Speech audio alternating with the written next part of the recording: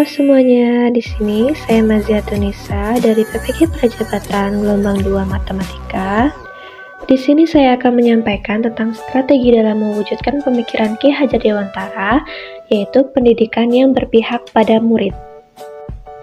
Pemikiran Ki Hajar Dewantara, yaitu pendidikan yang berpihak pada murid, pendidikan bertujuan untuk menuntun segala kodrat yang ada pada anak-anak agar mereka dapat mencapai keselamatan dan kebahagiaan yang setinggi-tingginya.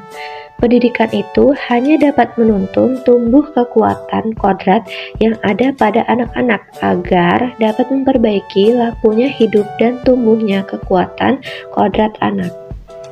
Selanjutnya, berdasarkan pemikiran Ki Hajar Dewantara bahwa guru harus berpihak pada murid, sehingga sebagai guru harus bisa menuntun murid sesuai dengan kodratnya, baik kodrat alam maupun kodrat zaman.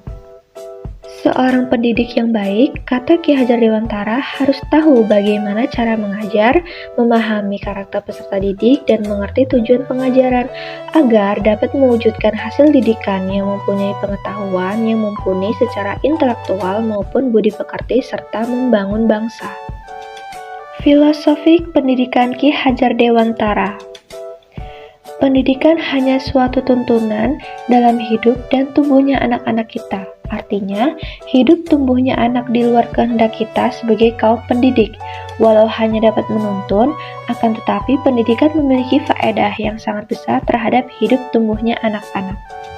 Pendidikan yang berpihak pada murid merupakan pendidikan yang sesuai konteks diri murid dan sosial budaya di daerah asal. Pendidikan disesuaikan dengan kodrat alam dan juga zaman. Pendidikan harus sesuai dengan prinsip perubahan yang mencakup asas trikon, yaitu kontinuitas, konvergensi, konsentris. Pendidikan memandang anak dengan rasa hormat.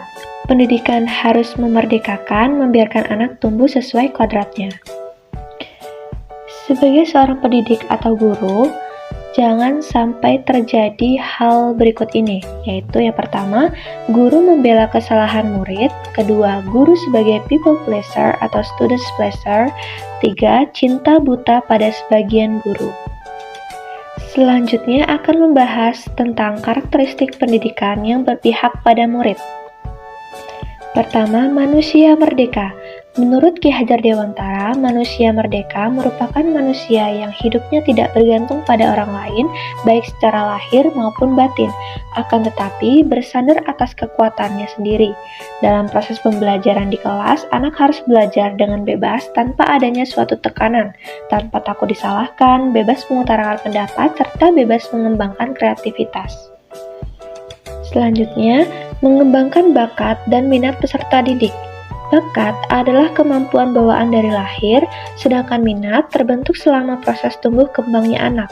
Bakat yang dimiliki anak tidak selalu berhubungan dengan akademis maupun kemampuan kognitif.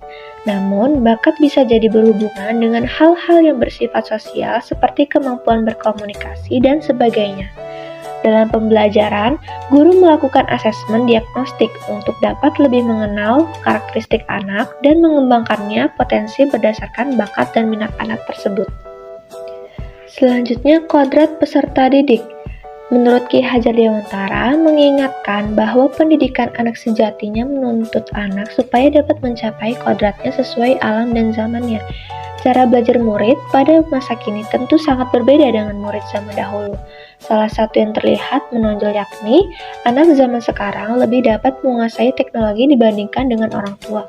Pendidikan yang berpihak pada murid menurut Ki Hajar Dewantara terlihat dari semboyan Ing Ngarso Sungtulodo, Ing Madia Mangunkarso, dan Tutwuri Handayani.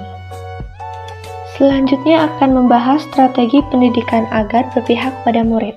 Yang pertama, memberikan kesempatan berpendapat. Kedua, membangun pemahamannya sendiri, tidak selalu mengikuti keinginan gurunya. Ketiga, berpartisipasi dengan kesepakatan kelas. 4.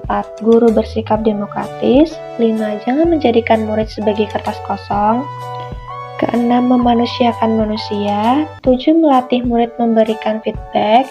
8. Membuat suasana kelas lebih nyaman. Ke-9, mengenali peserta didik dari berbagai karakter. Ke-10, mengenali dan memahami tingkat kecerdasan peserta didik yang berbeda sehingga tidak mungkin peserta didik diberikan tingkat pemahaman konsep yang sama. 11. Memberikan fasilitas pembelajaran berdiferensiasi. Dan ke-12, adil pada semua murid atau tidak subjektif. Selanjutnya, strategi yang perlu dimiliki guru dalam mengajar. Yang pertama, menarik perhatian peserta didik. Kedua, menerapkan pembelajaran kooperatif. Ketiga, menggunakan teknologi dalam proses pembelajaran. Keempat, humoris. 5. Memberikan apresiasi kepada peserta didik. Cukup sekian yang dapat saya sampaikan. Terima kasih sudah menonton video pembelajaran ini sampai selesai.